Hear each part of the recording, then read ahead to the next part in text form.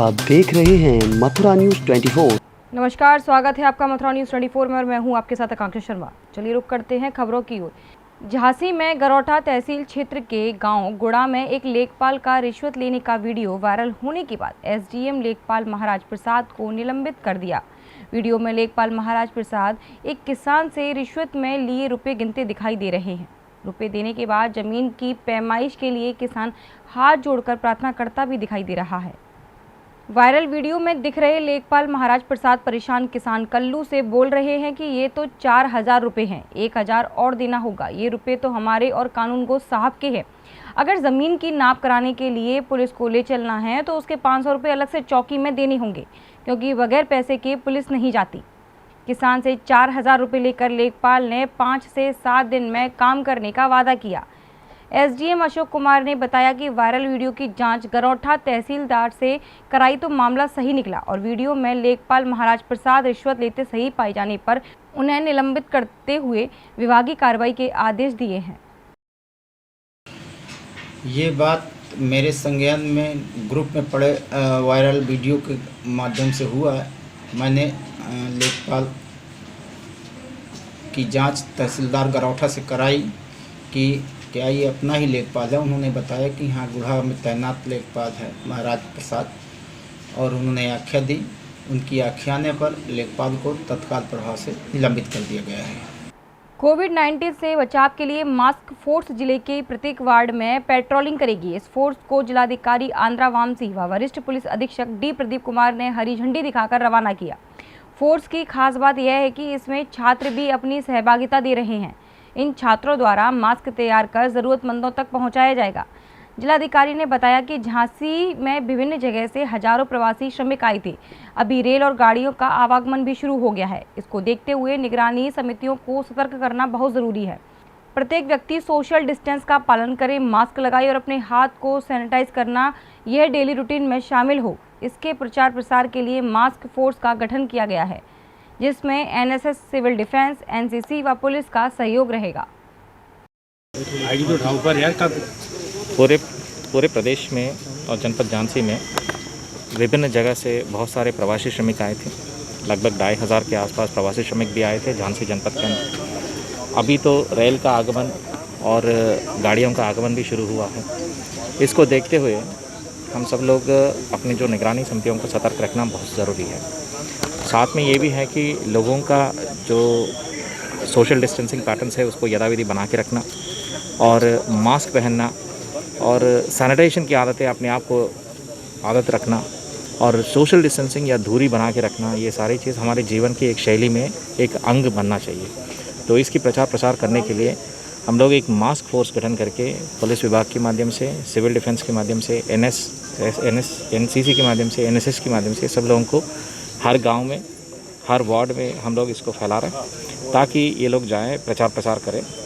Covid के बारे में तो प्रचार करें, वैसे मास्क के बारे में, सोशल डिस्टेंसिंग के बारे में, वायरस कंटेनमेंट के बारे में, ये सारी चीज़ लोगों को जागरूक कराने के लिए ये सारी चीज़ किया गया था। साथ में बहुत सारे श्रमिक जो पैदल आ रहे थे उन सब लोगों को हमने अपने उनके गंतव्य स्थान तक पहुंचा दिया, लेकिन अभी भी कुछ लोग जो रह गए हैं उनके लिए श्रमिक वाहन या श्रमिक रेस्क्यू वाहन जो पैदल जा रहे हैं उन लोगों को उसी गाड़ी पे बैठा के प्रॉपर ट्रांसपोर्ट के माध्यम से उनको अपने गंतव्य स्थान तक पहुंचाने की व्यवस्था भी की जा रही है। ये हमारा पेट्रोलिंग, निगरानी समिति और साथ में रेस्क्यू ऑपरेशंस अगले 15-20 दिन तक चलता रहेगा। निगरानी समिति तो एक इंस्टीट्यूशनलाइज मैकेनिज़्म है और यही जो मास्क फोर्स एक इंस्टीट्यूशनलाइज मैकेनिज़्म है। तो लोगों को कोविड से बचाना है तो फिर तो ये सारी प्रिवेंटिव मेजर्स तो लेना ही पड़ेगा। और सबसे अनुरोध है कि आरोग्य सेतु ऐप को भी इंस्टॉल करके जितने जो मूवमेंट है रेस्ट्रिक्ट करना है या मूवमेंट पे निगरानी रखना है, वो सारी चीज़ करते रहें। अलीगढ़ जिले की एएमयू मुस्लिम यूनिवर्सिटी अपने विवादों को लेकर ज़्यादातर चर्चाओं में रहती है। कभी यहाँ पढ़ने वाले छात्रों की देश विरोधी गतिविधियाँ हों या आतंकवादियों के समर्थन में छात्रों द्वारा ट्वीट करने का मामला हो, लेकिन इस बार अलीगढ़ मुस्लिम यूनिवर्सिटी देश में फैली कोरोना वायरस महामारी को लेकर सुर्खियों में है। अलीगढ़ मुस्लिम यूनिवर्सिटी टीचर्स एसोसिएशन ने एक प्रस्ताव पारित करते हुए कहा है कि कोविड-19 कोरोना वायरस महामारी का इस्तेमाल एक विशेष समुदाय के प्रति नफरत फैलाने और समाज को बांटने के लिए किया जा रहा है। अलीगढ़ मुस्लिम यूनिवर्सिटी टीचर्स एसोसिएशन की तरफ से एक लेटर हम लोगों ने भेजा है। वो जो ओवरऑल कंडीशन है कंट्री की स्कूल की और being highly inspired by the famous quotation of one of the most famous presidents US had ever had, late President Abraham Lincoln. The famous saying is that government is formed by the people, it is of the people and it is for the people. तो इसके light में हम लोगों ने एक letter भेजा, काफ़ी इससे इंस्पिरेशन मिलता है हम लोग को ऐसे और एक लेटर भेजा हम लोगों ने, किसी के ख़िलाफ़ नहीं भेजा है, प्रेसिडेंट ऑफ इंडिया को भेजा है जो कि फर्स्ट सिटीज़न है इस कंट्री के और पूरे देश के गार्जियन हैं। तो he as a citizen has submitted our grievance to the president of India who happens to be the guardian. ये मुल्क के अंदर माहौल देख रहे हैं कि एक वायरस की वजह से, कोविड-19 वायरस के, उसको रिलीजन से कुछ लोग, कुछ मीडिया सेक्शन जो है वो लिंक कर रहे हैं और देश का माहौल ख़राब कर रहे हैं और नफरत और हेट टाइप का फैला रहे हैं। हमें खुशी है कि गवर्नमेंट ने भी थोड़े स्टेप्स उठाए हैं ऐसे लोगों को रोकने के लिए, रोकथाम लगाने के लिए, मगर अभी और इस पर काम की ज़रूरत है और इस पर एक्शन की ज़रूरत है। हिंदुस्तान के, हमारे देश के 95% से ज़्यादा लोग बहुत अच्छे हैं, आपस में हेल्प करते हैं एक दूसरे की। चंद 3 से 5% के लोग पूरे देश का माहौल ख़राब कर रहे हैं। इसमें मीडिया का बहुत ही बैठा हो, कुछ सेक्शन, मीडिया बहुत अच्छी है, कुछ सेक्शन उसके अंदर उनका रोल ख़राब कर रहा है।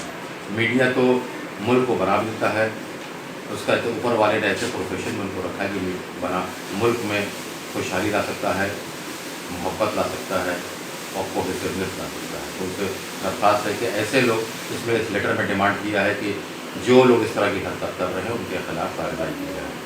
दूसरा जो हम लोग का ये है कि छोटी छोटी बातों पर अरेस्टिंग कर लेते हैं, वो नहीं होना चाहिए। ये सेडिशन लॉज है, ये तो जो ब्रिटिशर्स, जो फॉरेनर्स आए थे इंडिया में, उन्होंने अपना कानून बनाया था कि हिंदुस्तान के देशवासी चाहे किसी भी मज़हब के हों, हिंदू हो, मुसलमान हो, सिख हो, ईसाई हो, जब वो अपनी आवाज़ उठाते थे देश के लिए तो उन्होंने आवाज़ बंद करने के लिए वो कर दिया है, सेडिशन लॉ बनाया। अब जब वो फॉरेनर्स नहीं रहे, सब गवर्नमेंट भी देशवासी, नागरिक भी, सिटीजन भी सब देश के यही कहें, अब कोई बाहरी नहीं है तो इसकी ज़रूरत नहीं है।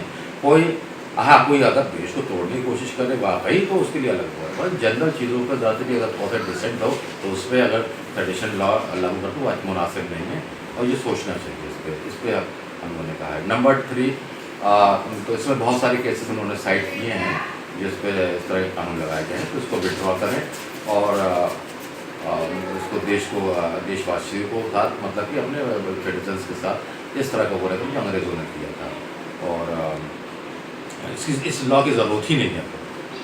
हमारे मुल्क का संविधान, कॉन्स्टिट्यूशन और लॉ, कानून बहुत स्ट्रॉन्ग है और बहुत ही अच्छा है, स्ट्रॉन्ग है। बहुत सारे लॉज हैं, वो खुद ही इस तरह के चीज़ों को टेक केयर कर सकते हैं।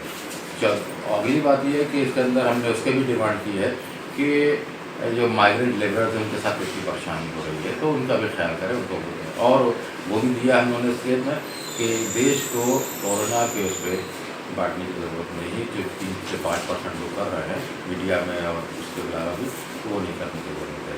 और जान हथेली पर रख के डॉक्टर्स, हेल्थ प्रोफेशनल्स और आपके पुलिस ऑफिशियल्स, IAS, IPS, ये लोग एकदम फ्रंट लाइन पे हैं, ये अपनी जान हथेली पर रख के कोरोना से लड़ रहे हैं, देश के लिए वो कर रहे हैं। इनकी भी सेफ्टी का ध्यान दें, इनके लिए भी कुछ करना चाहिए अच्छा काम, ताकि इनकी भी फैमिलीज़ हैं, इनका भी हेल्प मिलना चाहिए। ये किसी जो भी हम लोगों ने लेटर भेजा है किसी भी गवर्नमेंट के ख़िलाफ़ नहीं है। हमेशा मूटा ने गवर्नमेंट का साथ दिया है देश बनाने में और अभी भी हम लोग साथ देते रहेंगे, शाना बशाना देश को आगे बढ़ाएंगे।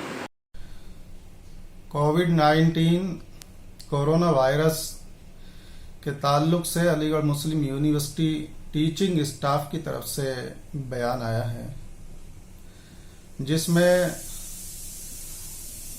कोरोना वायरस और कोविड-19 के ताल्लुक से ये बात कही गई है कि समाज में एक विशेष धर्म यानी मुस्लिम कम्युनिटी के लिए निशाना बनाया जा रहा है। तो देखिए, इसके ताल्लुक से मैं ये कहना चाहता हूँ कि ये टाइम बहुत गंभीर टाइम चल रहा है। इस टाइम में हम समाज को, इंसानियत के लिए क्या दे सकते हैं, क्या नफ़ा पहुंचा सकते हैं, ये बहुत ज़रूरी है। ये ज़रूरी नहीं है कि किसे निशाना बनाया जा रहा है और किसे निशाना नहीं बनाया जा रहा है, बल्कि खुद को साबित करने का वक्त चल रहा है। और ख़ासकर मुसलमानों की जिम्मेदारियां और भी बढ़ जाती हैं जब अल्लाह तबारक व तआला की तरफ से डाली हुई जिम्मेदारियां पूरी इंसानियत में अमन और सलामती के लिए एक मुसलमान की जिम्मेदारी बन जाती है कि इंसाफ और सलामती और बुराई की मुखालफत, अच्छाई फैलाना, ये एक इस्लाम के मानने वालों का मकसद होना चाहिए। और कहीं ना कहीं जो इस तरह के अजाब और बीमारियां और इस तरह की फसाद ज़मीन पर बर्पा होते हैं, वो अल्लाह तबारक व तआला ने कुरान में भी कई जगह इरशाद फरमाया कि ये लोगों के खुद के आमालों की ही के जो किया हुआ होता है, जिस तरह से बुराइयां करते हैं उसी तरह से अल्लाह ये इस तरह के अजाब एक बीमारी की शक्ल में भेज देता है। तो कहीं ना कहीं हम एक तरफ इंसानियत को फ़ायदा पहुंचाने का काम करें और दूसरी तरफ हम अल्लाह को राज़ी करने का काम करें, क्योंकि अल्लाह ने मुसलमान को पूरी इंसानियत की बेहतरी के, भलाई के और फ़ायदे के लिए पैदा किया है। और अगर ज़मीन पर कहीं भी फसाद बरपा है या कहीं भी कोई बुराई है और इस्लाम के मानने वाले लोगों ने, मुसलमानों ने उस बुराई को रोकने का काम नहीं किया, समाज में अच्छाई फैलाने का काम नहीं किया, तो कहीं ना कहीं हम जिम्मेदार हैं इस बात के लिए कि जो समाज में बुराई फैली हुई है, ये कोरोना वायरस भी एक तरीके से अल्लाह का अजाब ही है और एक बुराई है। तो इसमें सबसे बड़ी हिस्सेदारी मुसलमान की हो सकती है इसे ख़त्म करने में, और इसके आने में भी सबसे बड़ी जिम्मेदारी मुसलमान की ही है कि इस ज़मीन पर रहकर अल्लाह की हमने अल्लाह को राज़ी करने का काम नहीं किया, अल्लाह की फर्मा बरदारी ज़िंदगी गुजारने का काम नहीं किया, और इस तरह के अजाब नाफरमानी की वजह से ही ज़मीन पर आया करते हैं। तो मैं यही दरख्वास्त करूँगा, पूरे समाज से दरख्वास्त करूँगा कि ये टाइम इंसानियत को फ़ायदा पहुँचाने का टाइम है। ये टाइम एक दूसरे पे कीचड़ उछालने का टाइम नहीं है, अपने आप को साबित करने का टाइम है।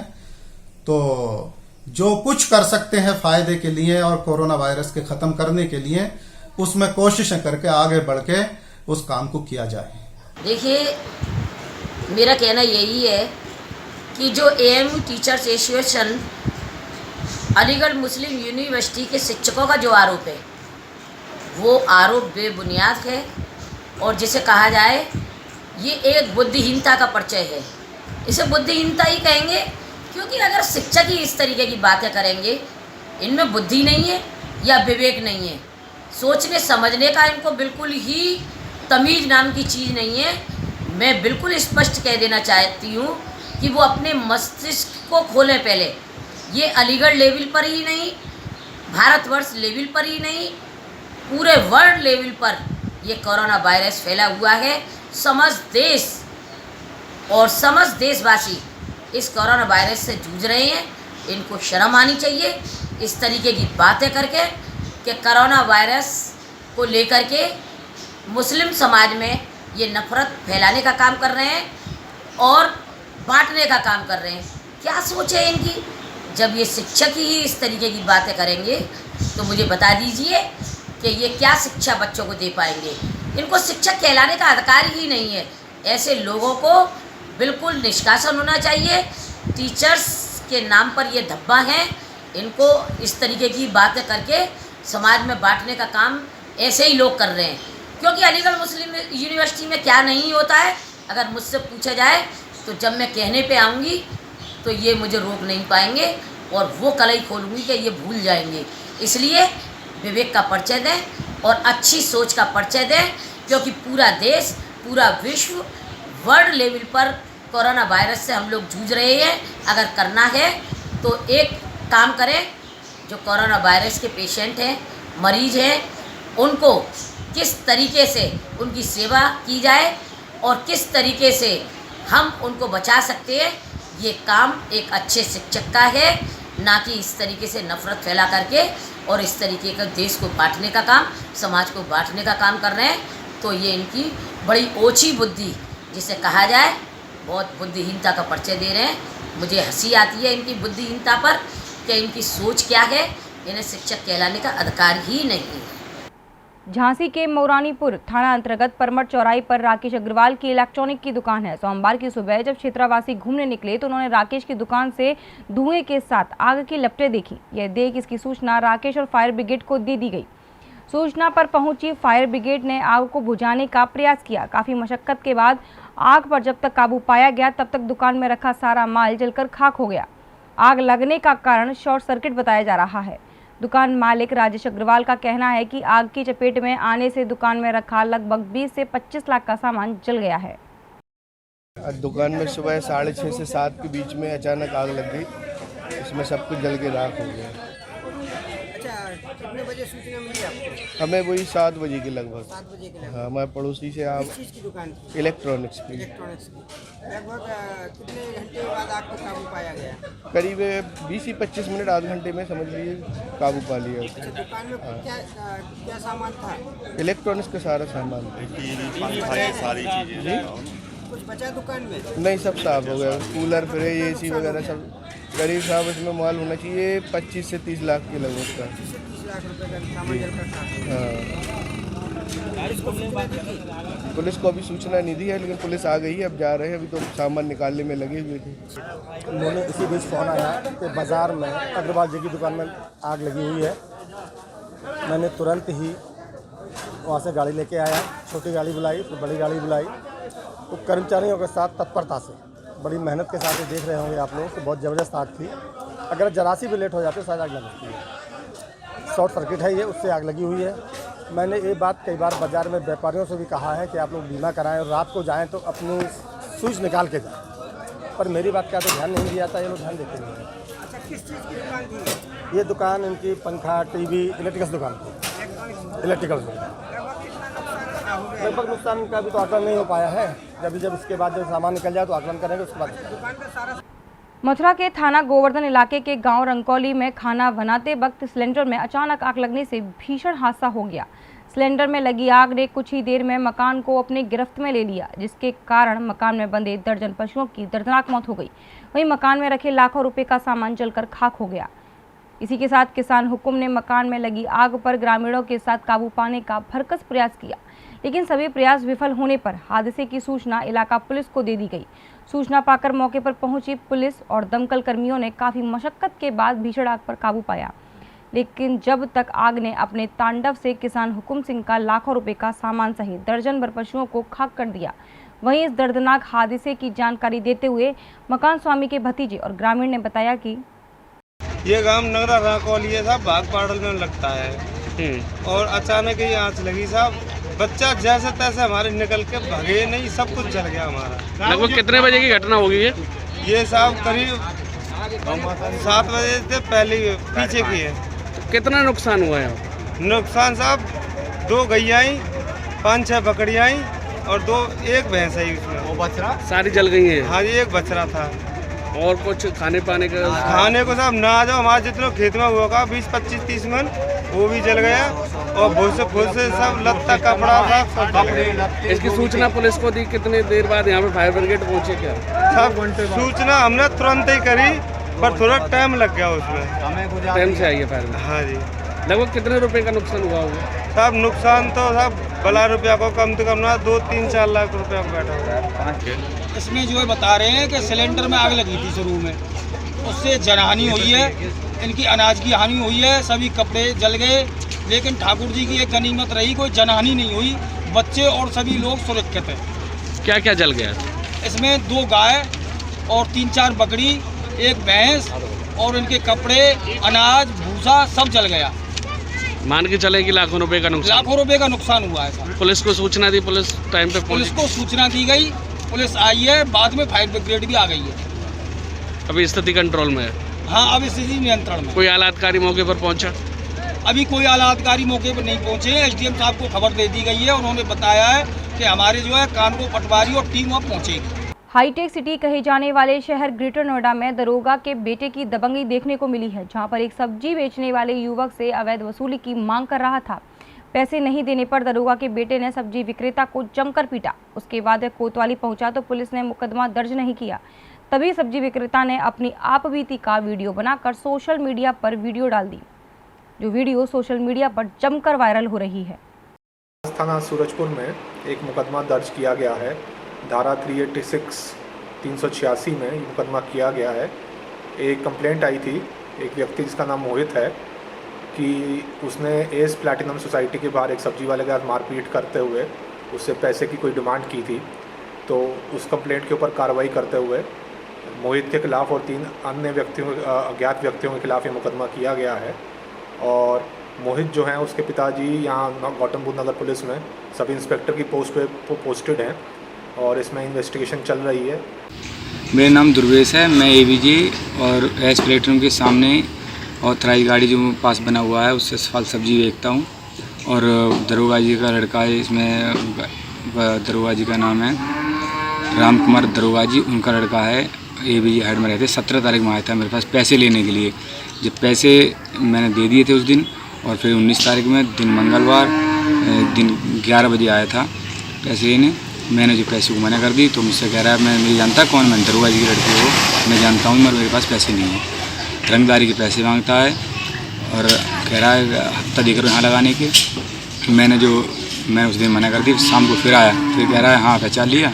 मैंने हाँ पहचान लिए भैया, कि तेरी बहुत हिम्मत पड़ी, मना कर दी पैसों की, मुझसे बोला। फिर उसने क्या करा, रॉड लेकर आया और मुझे रॉड से मारा बहुत ज़्यादा। वहाँ पर भीड़ लगी थी पब्लिक की रोड पर, और मेरे बहुत ज़्यादा चोट आई है। सब में हर जगह शायद चोट आई है।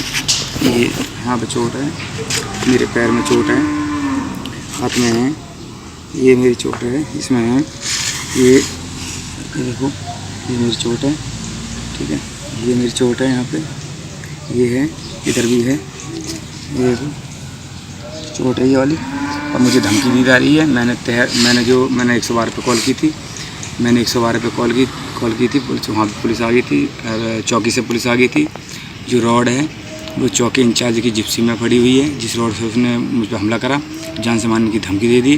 और मैंने जो एप्लीकेशन लिख के दी है, तहर लिख के दी है, उसे वापस लेने की धमकी आ रही है मुझ पर। वापस ले लो नहीं तो ये मार दूँगा मैं।